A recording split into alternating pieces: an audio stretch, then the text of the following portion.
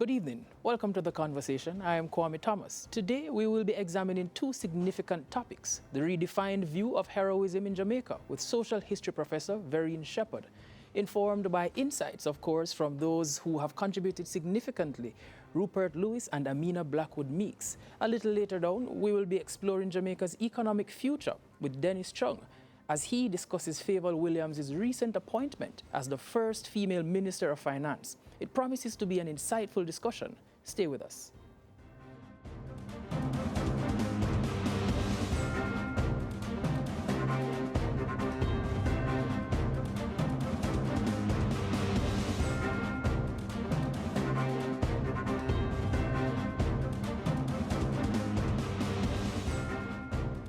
Welcome to the conversation. Welcome to the conversation, Prof. Shepherd. How are you? I'm very well, thank you. Thank you for having me, and good to see you. I have wanted to have this particular discussion with you for quite some time now, and especially now with the recent addition to how we celebrate the idea of national hero. We have a new honor now, national icon, and the question that I have is whether or not, how do you view this new recognition evolving to include contributions from cultural icons such as Miss Lou's and Bob Marley? Well, first of all, let me say that in 2007, the then Prime Minister Bruce Golding did put a committee together, chaired by the late Professor Verene Shepherd, to consider this very question. And the recommendations, which were submitted in 2008, July, just before Emancipation Day of that year, did not include anything about icon. The Prime Minister had asked whether there should be a new national honor, and we suggested the Order of Jamaica Heritage. There was no talk of an icon. And this was to be a high enough honor. And, later on we can discuss the criteria for the honor. But we were also to consider whether Bob Marley and Miss Lou should be included among national heroes. And the committee was mixed. Several of us voted for it. It didn't carry with the majority. But the point I'm making is that it was always on the table, the discussion about Bob Marley and Miss Lou within the context of national hero, not in the context of anything called icon. And the committee did not suggest anything called icon. So are you of the impression, though, that this suggests a broadened view of what it means to be a national hero? Well, no. Or heroism, should I say? Just a broadened view of heroism. Well, we were asked to also see if there's another definition that we would use, or we would establish more criteria for that. And permit me to just read it quickly. So we were supposed to review the system of national honors and awards and make recommendations as to the changes that may be necessary to preserve and enhance, right? So we deliberated, and we were asked to look at the definition of a national hero. So what we said is that this honor should be given to an individual who has made outstanding contributions to the struggle against conquest, slavery, and colonialism for the creation of a Jamaican nation and or subsequent development along an anti-colonial or neo-colonial path. So, and the honor would be made posthumously, resulting in fundamental and irreversible and sustained recognition, and keep the title right, excellent. So from that, you see that we've already broadened. We suggested a broadening of the criteria to include people who did not only fight for emancipation, that's the end of chattel enslavement, but or the political independence, but people who from their own perspective, from their own work, let's say Miss Lou thought independence involved a kind of anti-colonial culture, our own culture, that independence, an independent nation must come with our own culture, our own language, and of course, working with others like Fayval Williams, and also Bob Marley wanted to, nationalize the way we we sing our songs. So they could be included in this. And many of us said yes, but the overall committee said no. So I don't know where the national icon came in, who came up with it, where it was passed, what are the criteria, I don't know. So do you think, though, that this is just an exercise in nothingness then, based on what you have said? Because these persons are already celebrated as international icons, and they have done significantly well in their respective spheres to Yes. establish Jamaica's identity as a Yes. nation within well, Because on the in world the stage. old way, before the committee was established in 2007 and deliberated and so on, the criteria were sort of stopping at, let's say, political independence or, abolition stroke emancipation. The new committee broadened the definition. So I would like, but I've never seen anything which said the recommendations were turned down. I don't know what was the response. We never saw any official response. But if they were going to give another honor, it should have been Order of Jamaican Heritage, which also involved the kind of work that Miss Lou and Bob would be doing. But we didn't suggest them for that. In fact, we suggested Chief Techi as well. Yes, we said there should be 3 new ones. 3. Some of us were arguing for Chief Techi, and what the report said in the end. And if you look at the report, and I'm sure GIS has it, you will see a footnote which said Professor Shepherd did not agree with turning down Chief Techi and for not including Bob Marley and Miss Lou, because we were specifically asked to consider whether those should be national heroes. But what disadvantages are you able to see, though, for us awarding them the order of national hero? Because for the layman to understand, it was pretty much about someone contributing significantly to Jamaica in their lifetime in a distinguished manner. So it did not specify, it doesn't seem to specify that they needed to be freedom fighter physically, and it didn't say that they needed to fight against slavery or anything like that. In the old definition, you could see it that way. But in the new definition, we were asked to redefine the criteria, which we did. And it said, it opened the space for those who fought for self-respect, who enhanced our culture, and really took us along, the path of decolonization. Decolonization is not only about changing your constitution and have political independence and have your own prime minister and so on.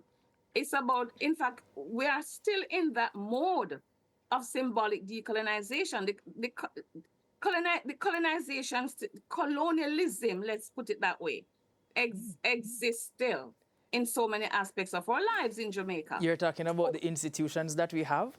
And the monuments that we still have up, and the street names and the building names, and the curriculum that is not completely but are you suggesting though a doing away with everything from the past? Because we, believe it or not, well, I think that we're pretty much shaped by the colonial heritage that we have.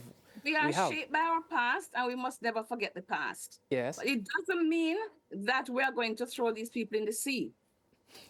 We need a national museum. That's the first thing we need. We really need a huge museum. Yes. And as Barbados did, they put Nelson in the museum. We can do the same for Columbus and Queen Victoria.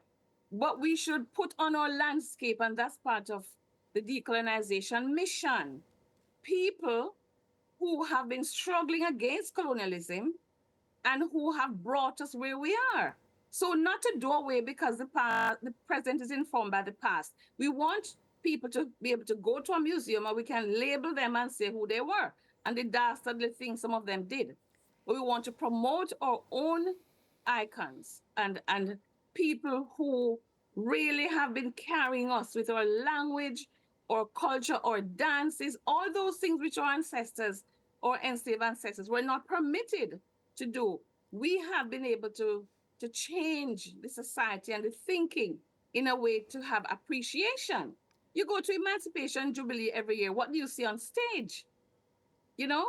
So I'm saying that we should use the definition of national hero that the committee came up with in 2007, Yes. because that is very clear that Miss Lou and of course, Bob Marley and others who we can think of would be able to be included comfortably. All right. So just thinking out loud though, do you think though that we might need to change the narrative to some extent to allow the common folk to understand what we mean when we talk about national hero? Because the possibility exists that because the definition has not been spoken of clearly enough, so the regular man is kind of at Or odds woman. with our, yeah, well, so the regular individual is they're at odds with what it means to be a Yes, national hero, because yes, yes. when you check social media, for example, you will hear a person saying that they weren't a part of the struggle, they weren't a part of the fight. But if you listen to Marley's music or if you look at Miss Lou's presentations, then it's difficult to say that they weren't a part of that fight. Well, this is what we're saying. So Listen to the lyrics, listen to the poetry of Miss Lou, listen to her talks, and think about, maybe we're not, because we're not teaching history as a compulsory subject in the schools, maybe people are growing up with the lack of knowledge of what is really decolonization. What does the anti-colonial mission consist of?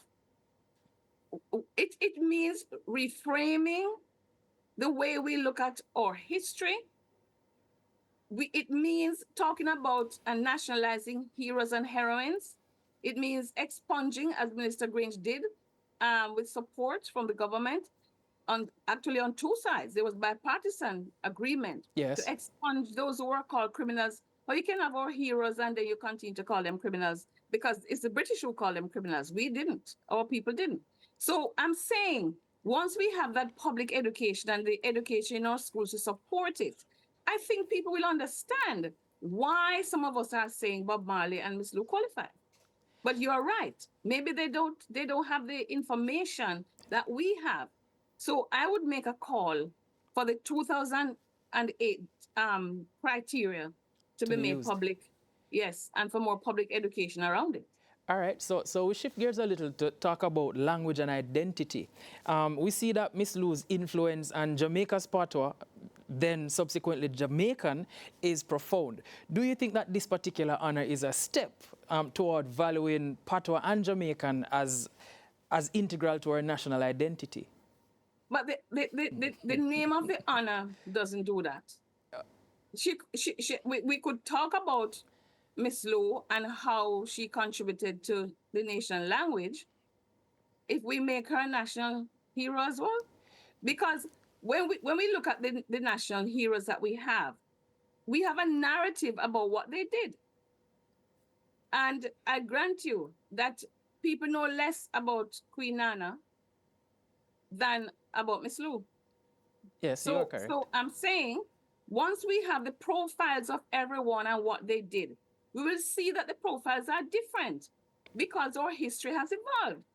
At one point, Sharp needed, and Chief Techi needed to fight against the colonizers and their brutality. They needed to fight for the end of chattel enslavement.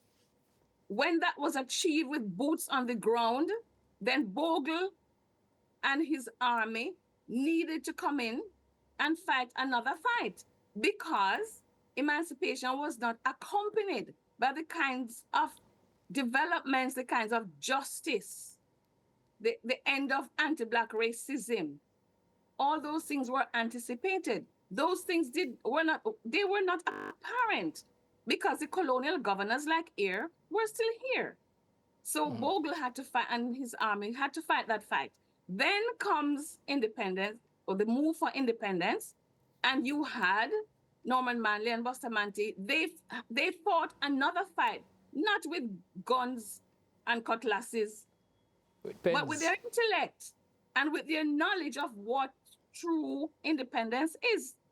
And we have documents from the parliamentary records of Britain about how Britain treated our people who went there to ask for independence, to demand independence.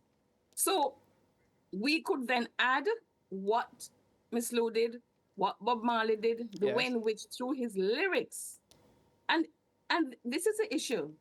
Maybe the work of Norman Manley and Bustamante was not so much known to the masses, but everyone now in the post-independence period actually would have an understanding of what Bob and Miss Lou stood for, because they were for the folk, you see. Yeah. In fact, they are everywhere. Everywhere I go internationally. In fact, at the United Nations, whenever I speak at the Committee on the Elimination of Racial Discrimination, I always end with until the philosophy, or I use, other lyrics from our artists, because they have given us so much that we can use.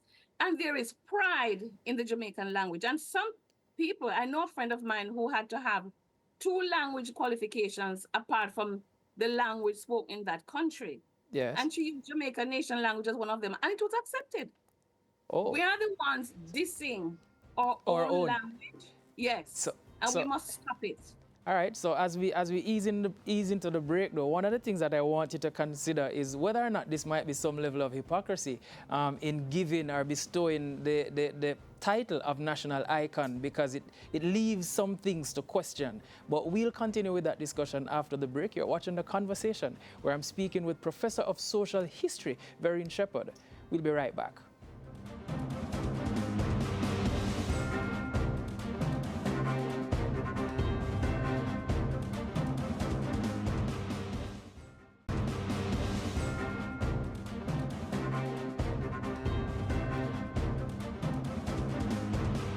Welcome back to The Conversation. We're speaking with Professor of Social History, Verene Shepherd. So just before we went to the break, we started looking at language and identity. And one of the questions that came to mind earlier was if it's a case whereby we decided to elevate persons like Bob Marley and Louis Bennett to the status of national heroes, then we will definitely be required to look at their work primarily in the language segment of things.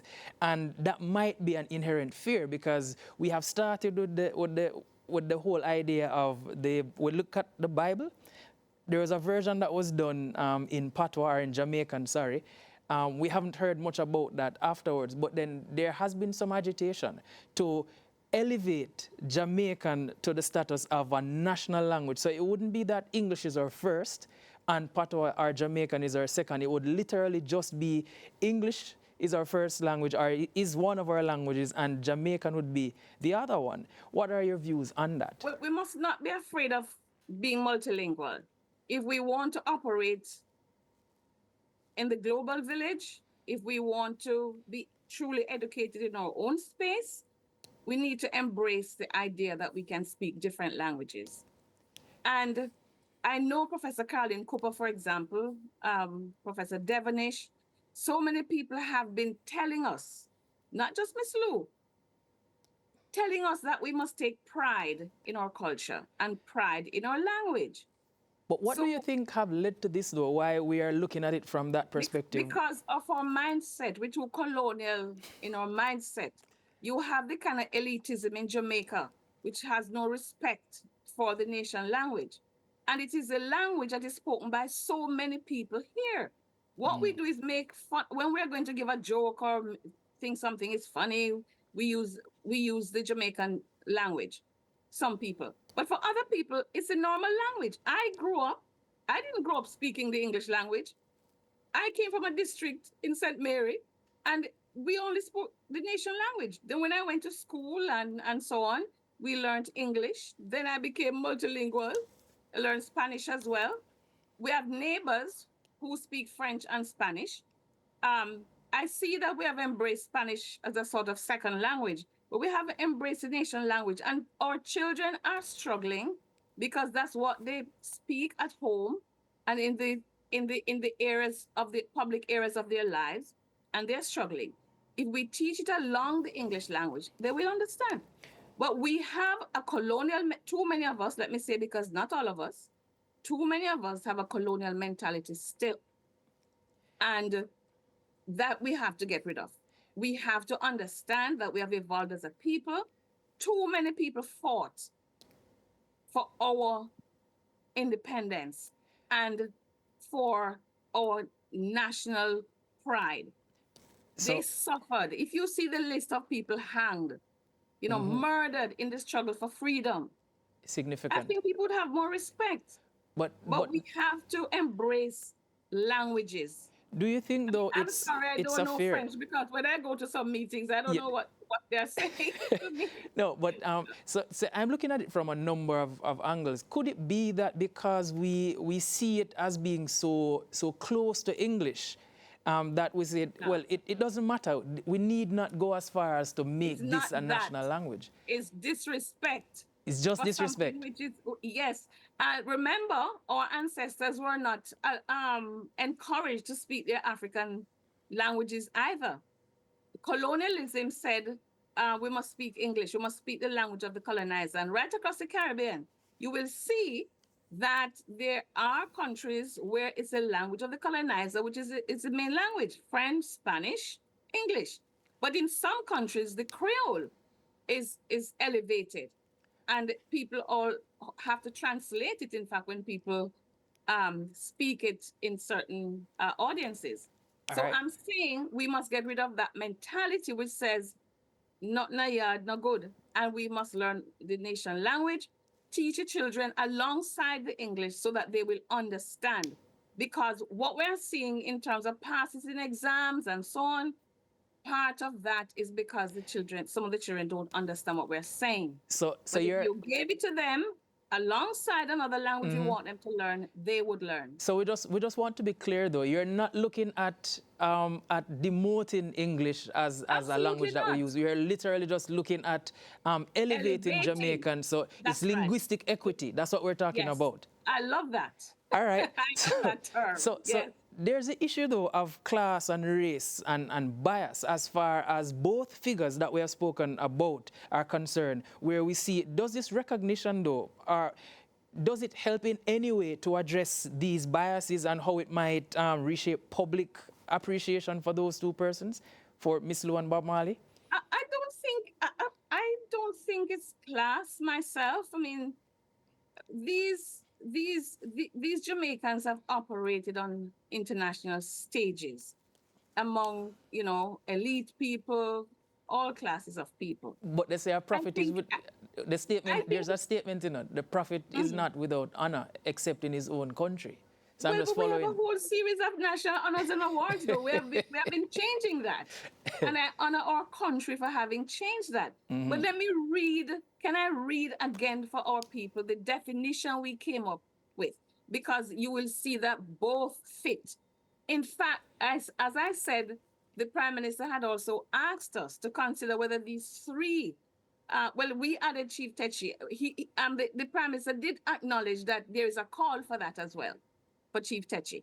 But the committee, some people in the committee said they didn't know enough about it. They want a paper on him.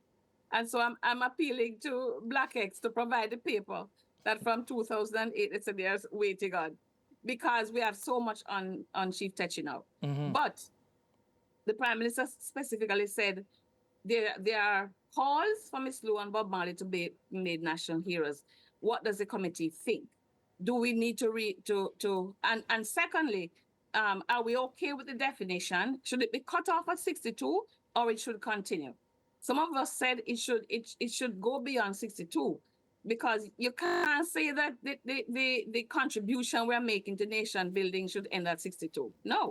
In fact, a lot of it continued after 62, but the majority carried. So I'm thinking, but let me read the definition. Let me just read the definition again, so that you'll see how many people can be included, new people. An individual who has made outstanding contribution to the struggle against conquest, slavery, and colonialism for the creation of a Jamaican nation, and or subsequent, and this is the part we added, or subsequent development along the anti-neocolonial path. So this gives scope for us to say we don't want the icon honor for these two, elevate them. It's not too late. Elevate them to the status of national hero. Because through their activism, cultural activism, to bring respect to our language, our culture, our music, our dances, listen, they qualify. I think broader than that though, based on the definition that you have given, artists, and we can both individuals can be defined as artists in their own rights. They have resisted social injustices through their cultural expression. So, absolutely. So they are fighting for what I'm saying. They're fighting for our development along an anti-neocolonial path, because what we're having they're using the pen is neocolonialism. Yeah. Wow. So there's a lot to consider. There's a lot to consider there, and especially based on the fact that Barbados, one of our sister territories within CARICOM, has taken the bold step rather, to redefine what they mean by national heroes and to look at the contributions beyond politics, because we see where Rihanna was nominated and subsequently awarded with that honor. And so on. And cricketers and so on. It just means that, is it that we are so hell-bent on keeping our contributions towards politics and political ambitions or activism that we have decided not to look anywhere else? Well, because the committee, the majority of the people on the committee did not say we should go beyond 62. We will have to have a new commission now to press this, because you cannot say that the only Jamaicans who can be national heroes are the ones who struggled before 62. In any case, I think Miss Lua Master were they born before 62, and also Bob Marley. Yes. So that, so, you know, even from young, they were doing what we're saying was necessary to bring true independence and to decolonize our country. But so then we see where I think it should be open. There's some strong public opinion for Marley's installment as national hero, but there's some mixed feelings about the inclusion of Miss Lou. Why do you think that is, though? Lack of exposure and education to her work at all levels. Now, when they have October or Independence, they bring out the bandana, okay? Which is not even native to Jamaica. They bring that out and they associate it with Miss Lou, and it's like a dramatic effect and a representation of how they view Miss Lou.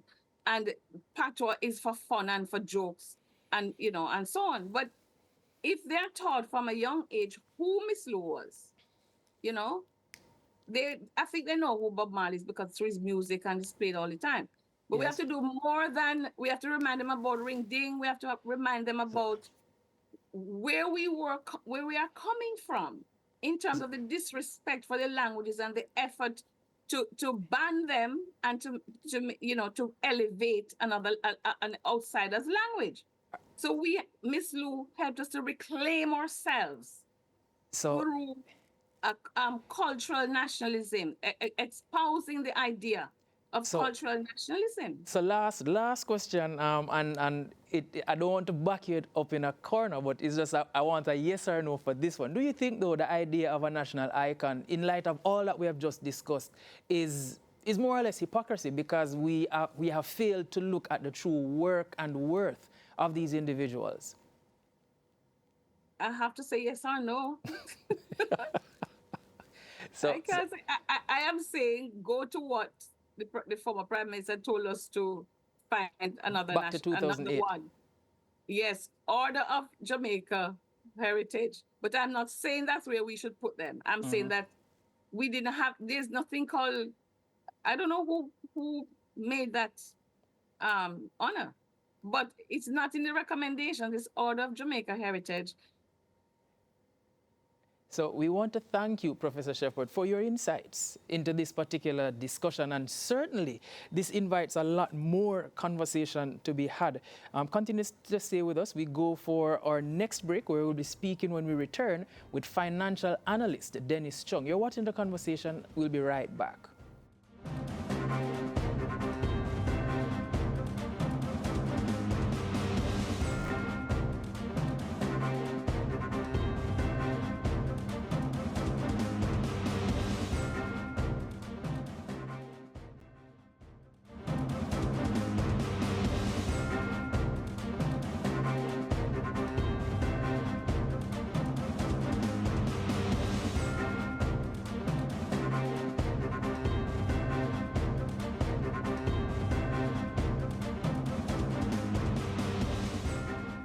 Welcome back to the conversation. We're now here with financial analyst Dennis Chung, who will assist us in discussing Jamaica's economic future with newly appointed Finance Minister Fayval Williams. Let's dive in. Mr. Chung, how are you?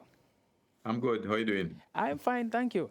So we just saw a historic appointment. How does this influence the perception of women in government? That's what I'm going to ask first. In government roles. Yeah, I don't think that it really is adding anything more, because women have always performed well in government. Yes. Fayval was at the education ministry. We have Marley who for it. We actually were ahead of the US because we had a female prime minister. I was waiting to hear you say that though. Yeah, so I mean, Portia Simpson-Miller, who I think was someone who was well-intentioned for Jamaica, and her rise is something that everyone saw. I think she was a good person. Yeah, we have Shahini Robinson. So women is nothing strange. I mean, it's the first time that we're having a finance minister. Yes. A woman, and the truth is, maybe if we had a woman before, the decades before, we wouldn't have the problems that we have, because women know how to manage money. Quite possibly, yes. But but given her qualifications, though, what immediate issues do you think she should address, particularly in public sector compensation and economic growth? Yeah, I think that the work that Dr. Clark has done, and let us be open about it. It's not just Dr. Clark. He was a member of a cabinet. Yes, he had a team. Fayval would have been a member of a cabinet. So whatever he did was something that the cabinet said, this is the policy direction that we want to go in. But he did execute it very well, and he did get the message across very well. So I think that her role must be that she must fit into that. I don't think Fayval has a problem with execution or messaging. She might not sound like, our traditional voices that we used to in the finance ministry, the men talking, and, men are a little louder than women. Yeah. Certainly, I think that continuing that communication, continuing that execution, Fayval is a very experienced leader. She knows how to manage these situations very well. I mean, I see a lot of people emphasizing the whole thing of her finance background, which is good. But that's primarily what technocrats do, right? It's important for her to have some, but more importantly, I think is her leadership capacity, which I think she does have that capacity, because when you're at that position, it's really leadership that matters, because you're leading people.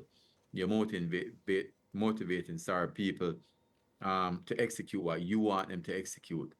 And I certainly think that Fayval has that capacity. And, I know her, she's very deliberate. She's not going to rush and come out and say something. And, being the type of person she is, a very gentle person and, patient, she will be able to manage people properly. People might be saying, well, she won't be a firebrand in Parliament. I don't know that, because it's really the message that you come out with. And I think she's going to come out with that message. Of course, she has to ensure that we continue the fiscal program. Yes. And the next step, I think, is for us to look towards growth and labor market reform. So it's not just about public sector compensation, but labor market reform is critical, because that's the thing that's holding us back as a country, the lack of labor productivity. And that's going to be very important for us going forward. But give us a little bit more, though. When you say growth and labor market reform, and you speak about that holding us back, to what extent, what kind of policies you think should have to now engineer or lead so that we can break out of that particular mold? Well, the compensation from her point of view, we have to ensure we complete that exercise, which I think was well started by Dr. Clark. But I think that we have to go more than just the increases and reclassification. We have to look at things like performance pay, tying the compensation to outcome, which we have not been able to do. And that's the whole thing about labor market reform, right? Because we are at a situation now for decades, we talk about collective bargaining. Guess what? It has not worked for us. And the definition of madness is to do the same thing over and over again and expect different results, right? So she's going to have to lead that. From the fiscal point of view, is to ensure that there's fiscal sustainability, right? Because we're not going to get anywhere if we destroy that foundation. A lot of people, all they think about is, oh, we have to spend money here and there and there. You have to have the money first. And that's what Nigel Clark did. He ensured that we had a solid foundation, because if you don't have money, you can't do anything else, right? So, for example, when we had burial, we didn't have to borrow any money to recover from burial. That is the first in the history of Jamaica. For the past 8 years, we haven't had any new taxes. I don't know if people know how significant that is. I remember in the 1990s, I used to get, going closer to budget time, used to wonder who's going to be taxed now. The country did not improve. It was a good weight loss program for us, Always sweating on the edge of your seats. But going into next year, certainly the emphasis, I think, must be on growth capacity, because Jamaica has not had the capacity for a very long time to grow beyond 1 to 2%. So Fayval's responsibility in that is that she's going to have to play a balancing act between fiscal discipline and also funding the projects that we need to fund to drive the growth capacity. So you talk about the road infrastructure, right? I see that the government is working on the REACH program and the SPARK program. Those are essential, because if you think about it, if you don't have good roads to drive on, it creates productivity issues. Things like transportation. I mean, the number of buses that we're carrying in 100 the other day and 100 to come is not enough, right? And therefore, we have to put our heads out of the box and say, okay, how are we going to move this? I personally think that one of the ways we can do it is incorporate the private people into it. What I would do, I don't have to go out and after I buy this 100, buy an additional 100, but rather, how can I incorporate people who are private operators into the system, carry them in as a part of the JUTC system, so that, you said to them, if you're coming in and at different levels, you have buses and you have cars, because they serve different purposes. You have to paint your car yellow or your bus yellow, right? And you have to adhere to the laws of the road, right? In exchange for that, I would say to them, okay, you're going to carry X amount of passengers. We want to keep the fare at a certain level. In fact, I would move. Subsidize. There's an argument globally that public transportation should be free, right?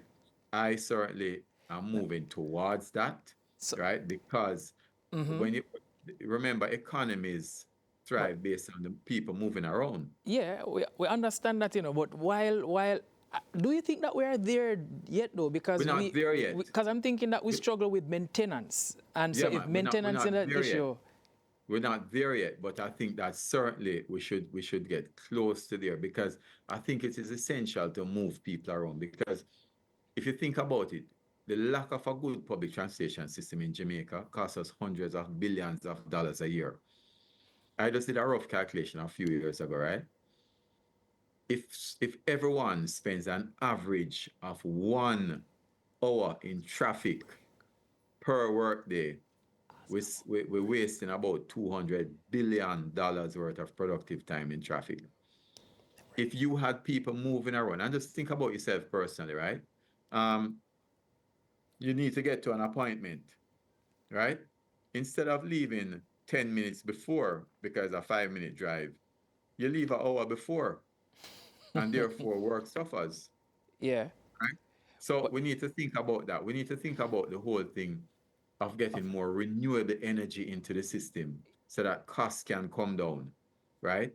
Um, we shouldn't be paying the rates that we're paying now for electricity. We need to get down to about 7 cents, 8 cents, So, right? So that people can can consume electricity without the significant cost. And that's a way of driving disposable income between transportation and renewable energy. but the thing is though, we don't want to belabor the point, but from an economic perspective, you can appreciate as a businessman that competition drives growth. So if we should eradicate or erase the idea of free fares, bus fare, that's one where government is subsidizing or paying for this, then what incentive will there be to make it better, to make it world class so that we can travel freely and fairly? But All right. So yeah, what drives growth? What drives growth is productivity, right? I understand what you're saying, but the truth is that the system as is now, right? Even with the competition that's out there, is disastrous, right? I'm driving the other day and I'm that might be looking at, because of poor management though. That might be because well, of poor well, management. not just that, but because people don't have the money. So a taxi man, for example, um, if you lived in a country that had the money, right? A taxi man, think about Uber in the States, right? Uber, when you go on the app, it gives you various options. You can do a share ride. A share ride costs you less, but you have less convenience, right? Because you have to share the ride with somebody else, right? The size of the ride costs you. The reason for that is because it is really segmenting the income markets. So what we have to do is get our people earning more so that they can spend more. So if someone had 10 times the income that they have now, or even 5 times, they wouldn't have to cram up in a taxi. They would take the choice of saying, you know what, I will rent a taxi by myself, right? So as you drive productivity, you drive income levels. And as you drive income levels, the people who are spending the money will demand the service. That is really what makes for good service, not necessarily competition. Because if you have competition, everybody poor, you have the same poor service. But what drives Yes. drives the service delivery is the fact that people are spending more. All right, let me hold that thought. We're going for our final break. We'll be right back with more from financial analyst Dennis Chung after the break. You're watching The Conversation. We'll be right back.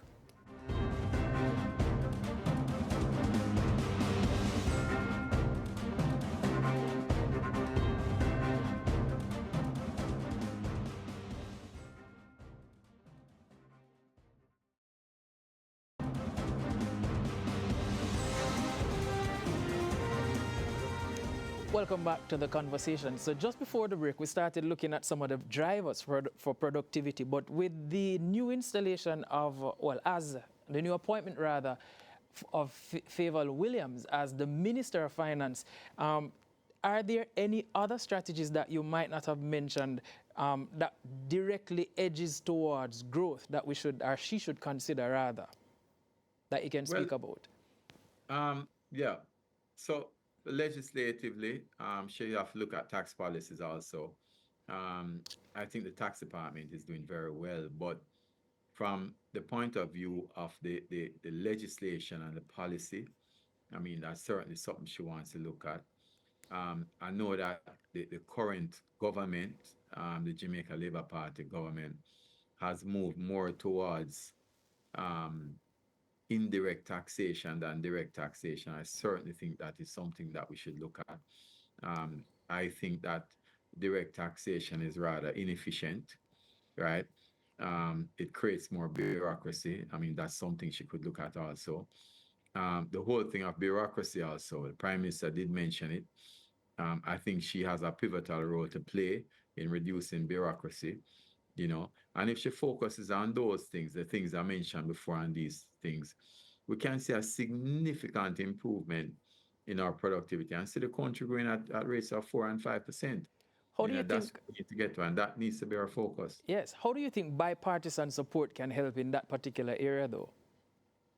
Bipartisan support is always important. I mean, I think that it is the objective of political parties to seek power, and that should be done. Um, but at the same time, when we sit down in Parliament, let's have reasonable and sensible conversations around policy. But what drives the fact that we haven't had bipartisan support really, is not really the politicians, is the public. I mean, if you look at our elections, for example, versus the US, even though the US is not really a good standard I want to go to, because I think they're dropping a little bit. But people there, when you talk to the voters, they talk about policies. Jamaicans, when we talk about votes, we don't talk about politics, we talk about scandals, right? So politicians, their main objective is to satisfy how voters think. If we don't elevate our thought process and say, listen, we want to know what policy you are going to implement, then they're going to continue speaking about the things that we want to consume. But Dennis, you can appreciate, though, that it's highly unlikely that the country or the voting populace will ever rise above their leaders. So this is just an example or an expression of the leaders and those who are in power. Well, I put it the other way. I don't think the leaders are going to rise above the people. And therefore, that's why I said that we as a public, we can drive what leaders do, right? There are certain things we're just not supposed to accept it. Right? You see the standards that they're accepting in the US now, you see where it's going now. Yeah. So, right? so persons have questioned, though, Fayval's role in terms of how clearly she's able to communicate. And you have said it earlier that some persons are expecting a firebrand. And so the question that I have, what role do you think that clear communication will play in terms of maintaining public confidence in her policies and how she has been able to communicate those policies to us? I think that what is going to be important at the end of the day is what is delivered into people's pocket. If you can double or triple my income, you don't have to talk to me, right? Don't say anything to me and triple it. I prefer that to someone who speaks very well and can move my income. And therefore, I think that her effectiveness is going to be in delivery, because I know Fayval can deliver. I know Fayval for a long time. And I think her effectiveness is going to be there, right? We've had in the past a lot of people who speak very well. What has been the result of that? A debt to GDP ratio of 150%, right? So what I'm saying, I think that we must watch the message and not the messenger. That's what we do. So with that then, persons have argued that in light of all the changes that we've been hearing about, the growth that we have seen as a country and the reduction in debt to GDP to what now, 70%? 70%, around 70%. All right, to around 70%, give or take. Persons are not seeing the trickle-down effect. What more can she do to fix that narrative? And you had that point, so I want you to add that with the answer that you're giving. All right, so the reason for that, remember, and this is a point I always make, it's not that the economy is not doing well, but if the economy grows 100% per year, and in order to achieve that growth, it needs engineers, and you're not an engineer, you're not going to benefit, right? What has been happening in the country is that labor productivity has been falling, and that's why I'm saying the way to improve the disposable income for Jamaicans, the ordinary Jamaicans, even before touching their productivity at work, is to cut down the light bill they pay, so renewable energy, cut down the fact that when people leave university, one of the first things people think about when they leave university in Jamaica is what? I need a car. That comes with a car payment. In New York, you don't need a car. You jump on your subway and you're gone. So as Damon King once said, he said, in poor countries, rich people drive cars. In rich countries, rich people take public transportation, right? What we need to do is do things deliberately to improve the disposable disposable income first of people. So there are two ways we can attack it. Increase the disposable income of people, income of persons, which is the lowest hanging fruit. And secondly, increase the labor productivity, which is labor market reform. Once you improve productivity and pay people based on productivity, which is why I mentioned she needs to do that, then what happens is that the man who used to in 1 hour produce 100 widgets, once his productivity improves by 50%, he's producing 150 in an hour, the same amount of time, right? And if he gets paid based on the amount of widgets he produces, that means his income goes up in an hour. Those are the sort of policies that we need to put in place to ensure that the Jamaican people, the average man, is benefiting. Because what has been happening in Jamaica is that the economy is growing, but capital and money goes to where the productivity is highest. Productivity has been highest in the hands of the man who owns capital. And that is what has been happening, which is why the persons in the lower income group can't see a better way. But the persons in the higher income group are always making more money because we have productivity, higher productivity there because they employ technology, they put money into it, they look for new things. The person who is just working a job, right? He can't survive because his productivity is not improving, and therefore those are the policies we need to put in place. We need to instead of persons worrying about a car or how they're going to move their children home from school, let us put a public transportation system in place so a man knows that when he leaves his home and he goes out, right? And the bus says coming at 8 o'clock. He come at 8 o'clock and he has a comfortable ride, 10-minute ride to where he's going. Right now, we have a man go out at 8 o'clock and he's not getting the bus that's supposed to come at 8 till 9 o'clock. And then he has a 1 hour ride. That's 2 hours worth of productive time that he has wasted in addition to the fact that he says, no, you know what? I can't bother with that. I'm going to go out and buy a car. Comes with a